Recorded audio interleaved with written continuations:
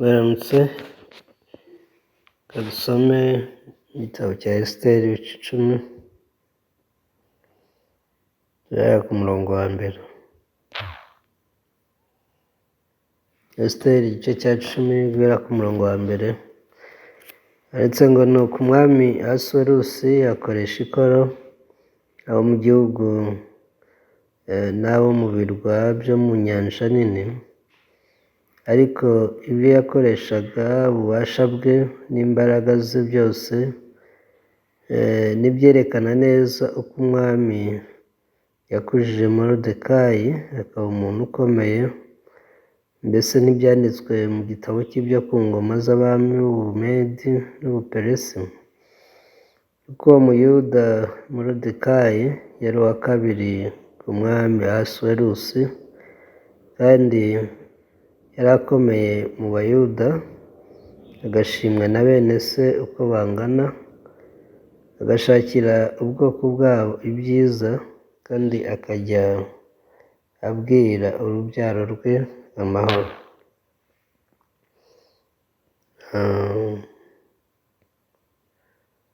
Iki ni igice gisoza igitabo cya Esiteri tuba tumaze igihe tuganiraho,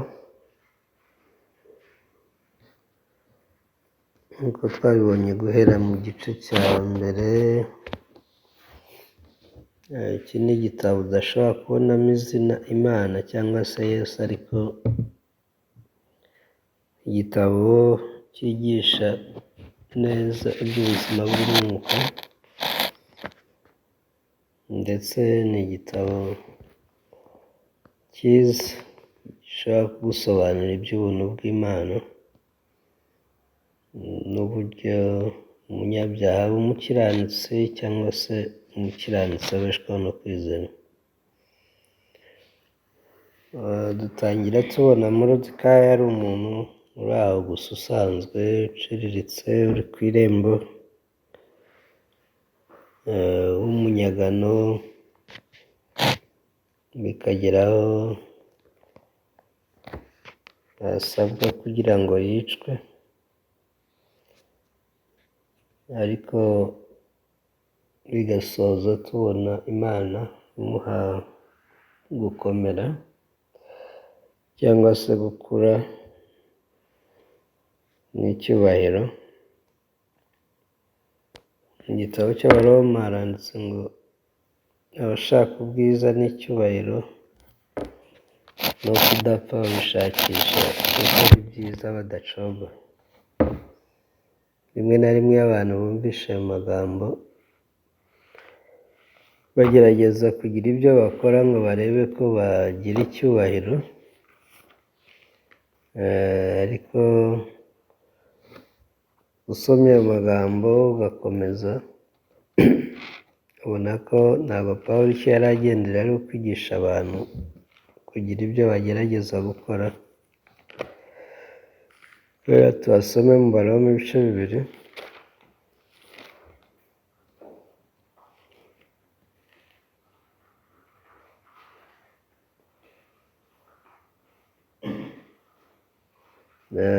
Umurongo wa 7 ngo abashaka ubwiza n'icyubahiro no kudapfa babishakisha gukora ibyiza badacogora, bizabitura ubugingo buhoraho. Ariko abafite imitima ikunda kwirema ibice ntibumvire iby'ukuri, ahubwo bakumvira gukiranirwa, bizabitura umujinya n'uburakari n'amakuba n'ibyago. Nibyo izateza umuntu wese ukora ibyaha, uhereye ku Muyuda ukageza ku Mugiriki. Umurongo wa 10 ukavuga ngo ariko ubwiza n'icyubahiro n'amahoro nibyo izitura umuntu wese ukora ibyiza, uhereye ku Muyuda ukageza ku Mugiriki, ko Imana itarobanura abantu n'ubutoni. Mu gitabo cy'Itangiriro naho havuga amagambo ameze gutya. Iyo avuga kuri Kayini na Abeli, aho Imana yamubwiye ngo nukora ibyiza ntuzapfa, ikibazo kiba gisigaye ni ukwibaza ngo ese ubundi ibyiza umuntu yakora ni ibiki byatuma yemerwa. Usubiye inyuma muri iki gice umurongo wa 4 uravuga ngo kandi usuzugura ubutunzi bwo kugira neza bwayo n'ubw'imbabazi zayo n'ubwo kwihangana kwayo. Ntuzi yuko kugira neza kw'Imana ariko kurehereza kwihana? Kayini ubwo Imana yamusangaga yaramubwiye ngo nukora ibyiza ntuzemerwa. Yaramubwira ngo ariko ibyaha byitugatugera ku rugi rw'umutima wawe kandi niwe bishaka, ariko ukwiriye kubitegeka. Natwe kwibaza ngo ni gute Kayini yashoboraga gutegeka ibyaha. Icyo gice gikomeza kigaragaza Imana iyobora umutima we ku kwihana kugeza aho yatahuye ngo burya koko ndi umuntu wo gupfa. Ahantu hose nzajya uzambona wese azanyica. Moridekayi n'Abayuda bageze igihe babona ko uretse Imana yabakiza yonyine, ariko ubundi bari abo gupfa, bari bagiye gupfa, bari bagiye kurimburwa, gusa bikomereza ku Mana. Rero ikintu kimwe cyonyine dushobora gukora kandi cyiza ni ukwitahura tukamenya ngo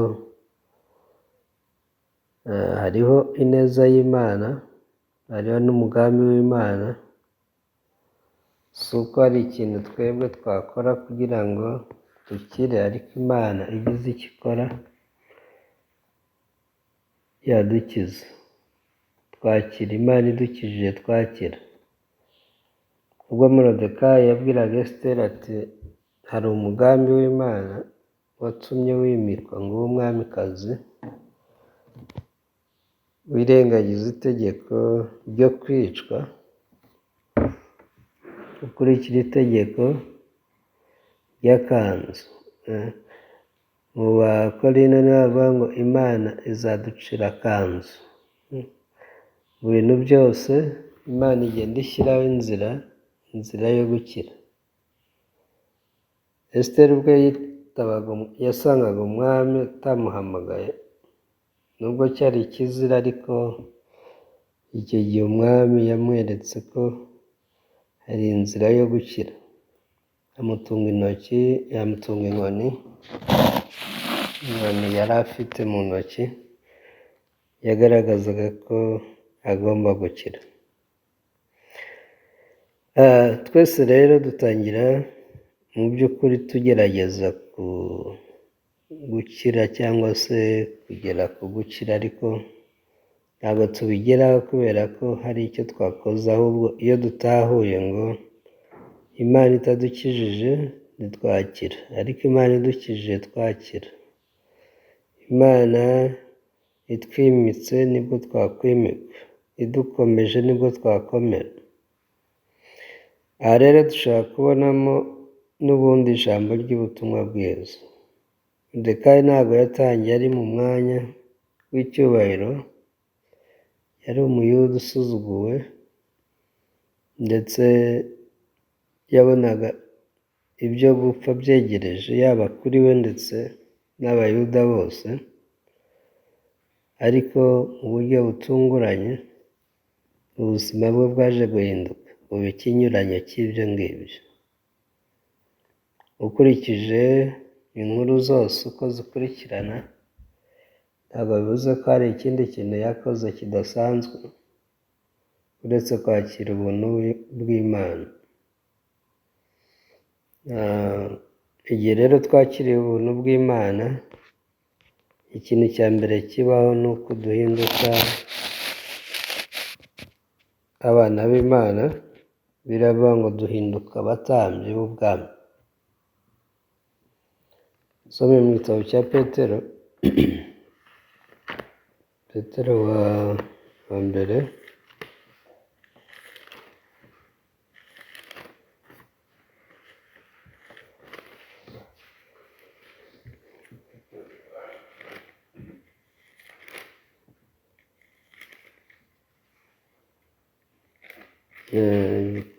igice cya kabiri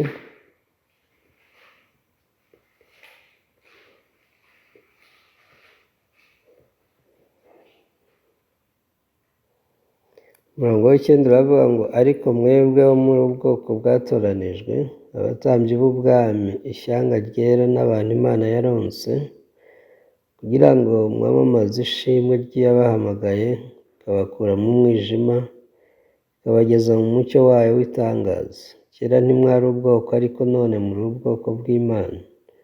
Kera ntimurakababarirwa, ariko none mwarababariwe.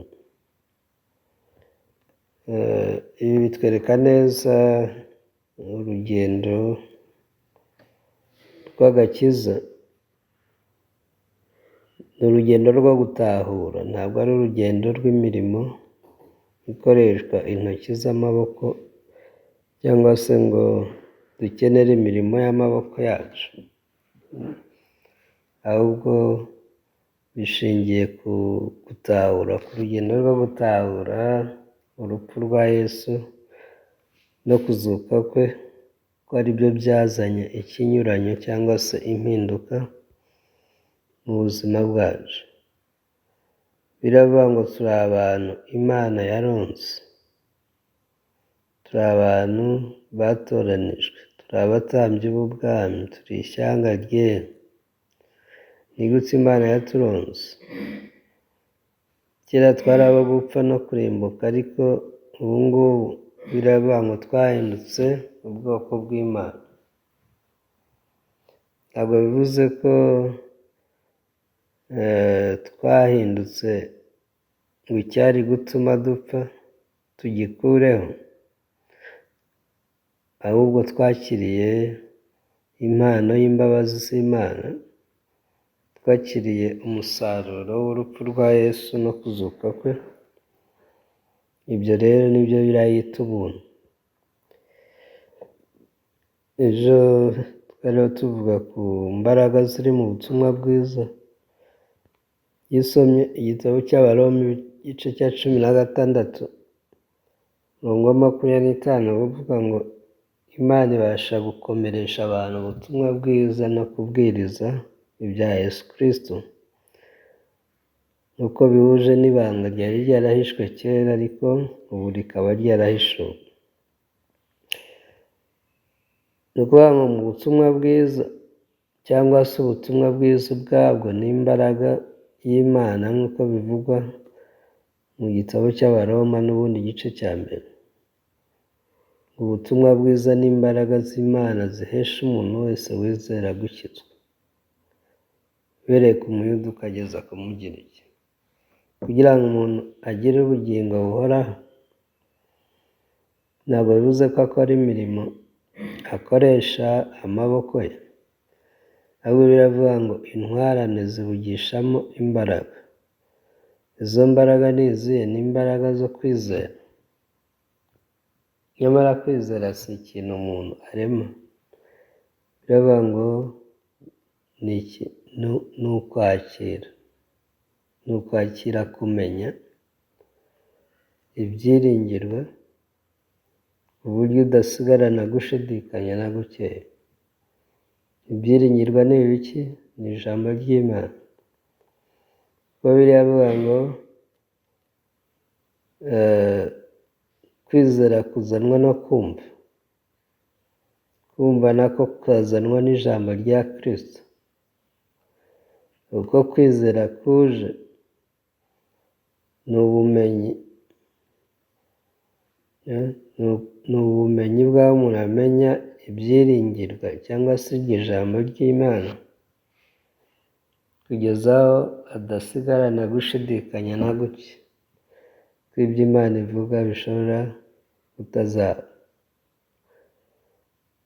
Ibyo bihinduka igihamya cy'ibintu umuntu atabona, agatangira kubibona. asa n'uzutse. Niyo mpamvu Abefeso 2 avuga ngo namwe yarabazura. Kera mwari mupfuye muzuza ibyaha n'ibicumuro, ariko arabazura. Ariko umurongo ukurikira w'icyo gice uravuga ngo ntabwo byavuye ku mirimo. Byavuye ku mirimo yanyu, kugira ngo hatagira umuntu wirarira cyangwa se ngo yirate amaboko. Dusoza rero igice cya 10 ari nacyo cya nyuma cy'igitabo cya Esiteri, tubona Imana izamura Moridekayi. Ariko umurongo usoza uravuga ngo umurongo wa 3, kuko uwo muyuda Moridekayi yari uwa kabiri ku mwami Ahasuwerusi, kandi yari akomeye mu Bayuda, agashimwa na bene se uko bangana, agashakira ubwoko bwabo ibyiza, kandi akajya abwira urubyaro rwe amahoro.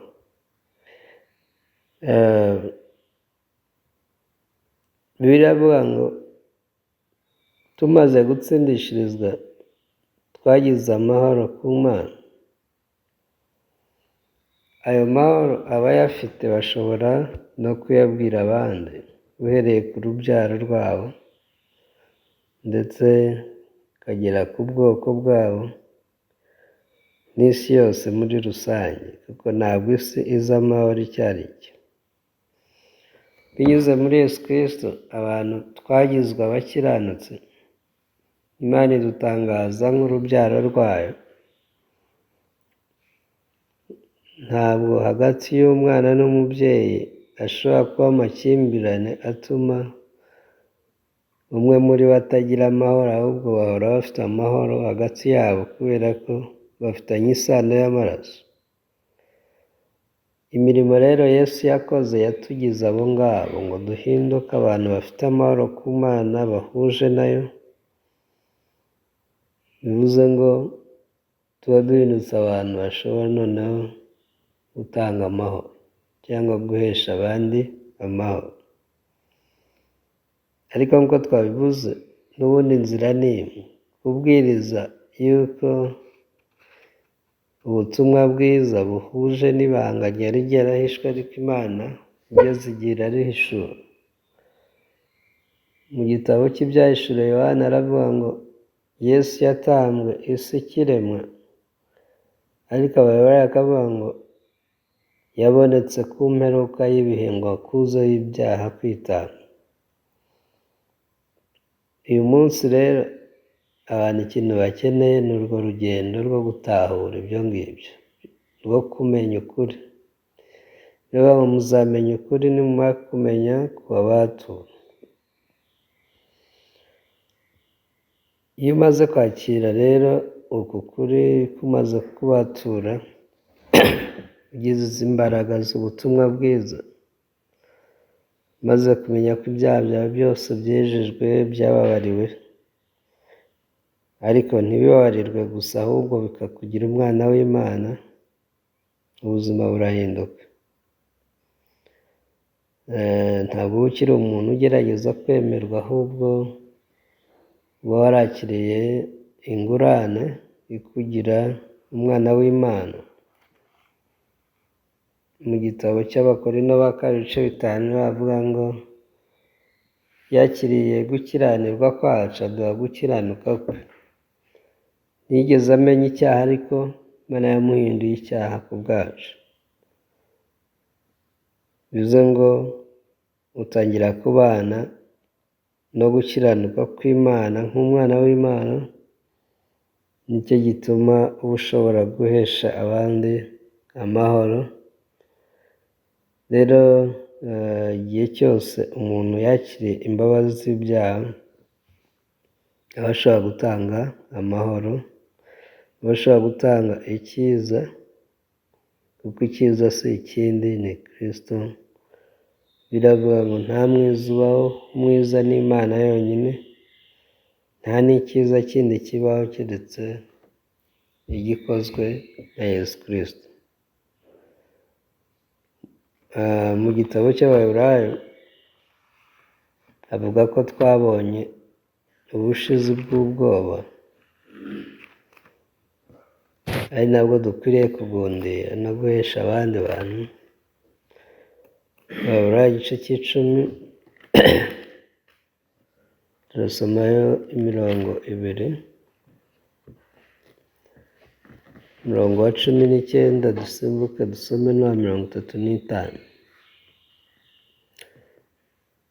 Abaheburayo igice cy'icumi umurongo wa 19 aranditse ngo nuko bene data, ubwo dufite ubushizi bw'ubwoba bwo kwinjizwa ahera cyane n'amaraso ya Yesu,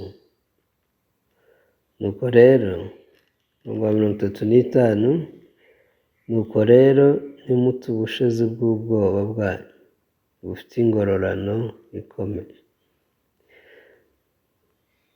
Dufite ubushizi bw'ubwoba bwo kwinjizwa ahera cyane kubera ya mirimo ya Yesu, kubera ya maraso ya Yesu. Aho icyo bishatse kuvuga ni iki? Nubwo dufite ubushizi bw'ubwoba butuma twinjira ahera, ntabwo ari twe twinjijeyo. Biravuga ngo twinjizwa ahera cyane n'amaraso ya Yesu. Gukiranuka dufite n'icyubahiro cyose twagira cyo kuba turi abera, turi abatambyi b'ubwami, ntabwo ari ikintu twakoreye, ahubwo ni ikintu twakiriye. Rwa rugendo rwo gutahura, kugira aho dutahura ngo Imana idukijije twakira, ariko turamutse tugerageje kwikiza ntabwo byakunda. Niyo dutahura ngo burya amaraso ya Yesu yamenetse kugira ngo dukire, kandi twarakize. Ni Imana yabikoze, ntabwo ari twebwe tubikora. Reka rero twinjire ahera twitwaje ayo maraso. Biravuga ngo duhita tugira ubushizi bw'ubwoba tukinjira, ariko atari twe twinjije, ahubwo twinjijwe n'amaraso ya Yesu. Biravuga ngo ntidute ubwo bushizi bw'ubwoba kubera ko bufite ingororano ikomeye. Muri izo ngororano harimo ibyo twabonye byose Moridekayi yakiriye, yaba icyo cyubahiro, yaba gukomera, kubera ko yari afite ikimukomeza. Ni ubutumwa bwiza budukomeza. Nyamara birivuga ngo Imana ibasha kubakomeresha ubutumwa bwiza, ndetse ikabakomeresha no guhamya ibyabwo ko bihuje n'ibanga ryari ryarahishwe, ariko rikaba ryarahishuwe noneho. Biravuga ngo ntidute ubwo bushizi bw'ubwoba kubera ko bufite ingororano ikomeye cyane. Abakristo bavutse ubwa kabiri, ubuzima bwabo buba butandukanye n'ubw'abantu basanzwe. Mu gihe abandi bari mu bwoba, bo nta kintu kibatera ubwoba, kubera ko kugira ibyo batinya Imana yonyine. Umuntu udatinya Imana aba afite ibintu byinshi atinya. Hari abatinya indwara, intambara, ubukene n'ibindi byinshi. Ariko umukristo nyakuri nta kindi kintu atinya muri iyi si, ahubwo aba akomeye, kuko nta kindi yatinya uretse Imana yonyine mu buzima bwe. Rero Imana imaze kuduhamagara, ikaduhishurira gukiranuka kwayo, ikaduha no kwakira, binyuze muri uru rugendo rwo gutahura ngo Imana niyo yadukijije, rero twarakize. Twinjizwa ahera cyane n'amaraso ya Yesu, duhinduka abakiranutsi kubera amaraso ya Yesu. duhinduka abakomeye kubera amaraso ya Yesu. Twahindutse abera n'abatambyi b'ubwami kubera ayo maraso ya Yesu. Ntabwo n'ubundi twabeshejwe n'ibyo twakoze. Biravuga ngo ubwo ni ubushizi bw'ubwoba twakiriye, ngo ariko bufite ingororano ikomeye. Niringiye rero ko iyi ngororano ikomeye yagaragara mu buzima bwacu nk'uko yabonetse no mu buzima bwa Moridekayi, nubwo yatangiye ari umuntu ubona usanzwe, ndetse yaragiye kumanikwa ngo yicwe, ariko byarangiye n'ubundi iyi ngororano ayibonye kandi arayigumana mu buzima bwe yabayeho. Natwe ni uko tugomba kuzirikana ko n'Imana idukomeza, Imana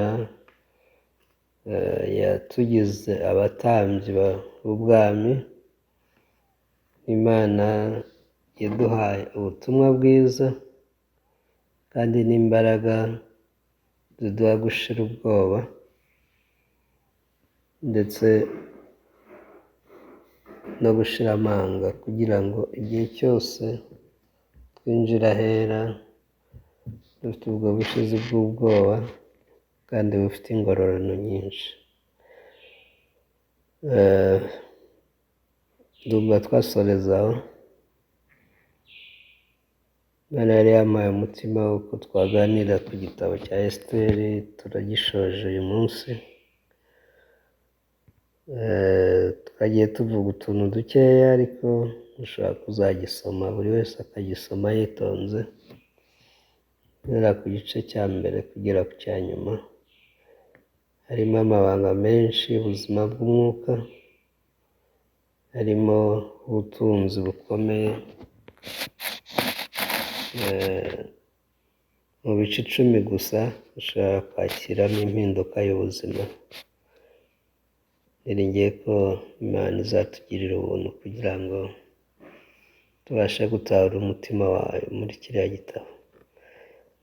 Ariko si cyo cyonyine, igihe dusoma Bibiliya n'ubundi Imana igenda iduhishurira byinshi tutigeze tumenya ubuzima bwacu nk'abana bayo. Reka dusenge dusoreza. Mana, turagushimiye kuko uri Imana iri kumwe natwe. Waduhaye Bibiliya kugira ngo twige umutima wawe w'urukundo, ndetse tumenye n'imigambi yawe ku buzima bwacu. Abantu benshi biriya bayifata nk'amagambo gusa, cyangwa se nk'inkuru mu mateka y'ibyabaye, ariko ntabwo Bibiliya ari cyo yandikiwe, cyane ko abayifata gutyo kenshi banacanganyikirwa, kuko ibirimo ntabwo umuntu ashobora kubyigiramo iby'ubu buzima busanzwe ngo bigire icyo bifasha isi. Ariko iyo umuntu ahishuriwe umutima w'Imana, akakira urukundo rwayo ruhishe muri Bibiliya, abasha kubaho ubuzima bw'amahoro kandi akabwira abandi iby'amahoro, kubera ko kwizera ibyo Yesu yakoze nibyo byaduhesheje ubushizi bw'ubwoba. Binyuze mu maraso ya Yesu duhinduka abantu bafite ubushizi bw'ubwoba butwinjiza aho uri, kandi biravuga ngo bufite ingororano ikomeye. Nk'uko iyo ngororano twayibonye mu buzima bwa Esiteri, mu buzima bwa Moridekayi n'abandi, ni nako igenda igaragarira no mu buzima bwacu. Turi abantu badasanzwe, turi abatambyi b'ubwami bukomeye, ari bwo bwami bwawe. Ibyo bituma nta kindi kintu gishobora kuduhagarara imbere, cyangwa se dushobora gutinya kubw'ubushizi bw'ubwoba waduhaye, kandi bufite ingororano ikomeye. Rero n'uyu munsi ubane natwe, ukomeze kutuyobora kwakira uyu mutima mushya, kandi tuwushyikirize n'abo turi kumwe bose, kugira ngo izina ryawe rikomeze gukomera no gukuzwa mu buzima bwacu.